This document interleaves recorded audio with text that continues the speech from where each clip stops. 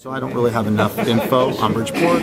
Are you concerned? I mean, you just had a whole conference justifiably about the success in New Haven. Right down the road, we got a city where it's an utter failure. Yeah, I mean, 200% increase in gun violence is dramatic. I'm concerned. Yeah, it's absolutely concerned. But what drives gun violence in Bridgeport, I can't tell you. I just haven't studied Bridgeport. But why would we then assume that it's responsible for an increase in New Haven if the same program is coinciding with such a... So you're comparing Bridgeport and New Haven are not exactly alike. I would need to know more about Bridgeport, is what I'm saying. I'm not saying if you do this, it's not a cookie cutter program. It has to be tailored to each city. So when you do the audits, for example, you would really need to know, are you doing the audits in Bridgeport? Do you have a sense of which groups are involved or which individuals are involved? If you're not doing that, then it probably won't have the same effect. Has an audit been done in Bridgeport? Or? So they have, and the person to talk to would be Charlie Grady, because he was the program manager in Bridgeport, right? But I haven't done Bridgeport yet.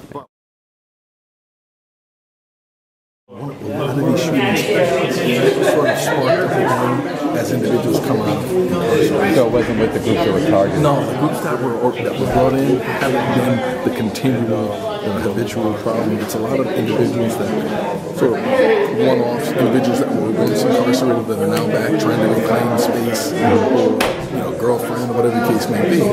So to my knowledge, and again, I don't want to steer you wrong, I don't want to speak on behalf of Rep Peterkin. You know Rep Peterkin? Have you met him yet? He's the statewide coordinator. Is he here? Yeah, let me show you. Okay. We're asking why violence is up 200% in Bridgeport this year, even though they've had Project Longevity. He said he hadn't been close enough to it and that you could kind of get a sense of that. What would be the reason that...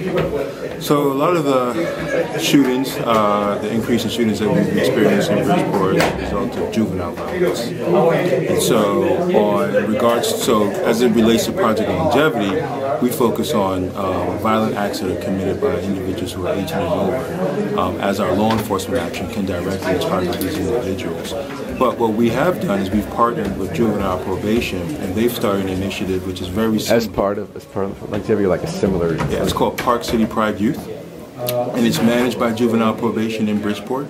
And it's pretty much similar. It's similar concept, with the exception of custom notifications, and the focus is the law enforcement action, where they crack down on a violent group. They focus more on services and opportunities. But the juvenile stuff is a tough nut to crack. But what we've seen is that we still engage them. We still try to establish solidarity with them. We invite them to hang time. But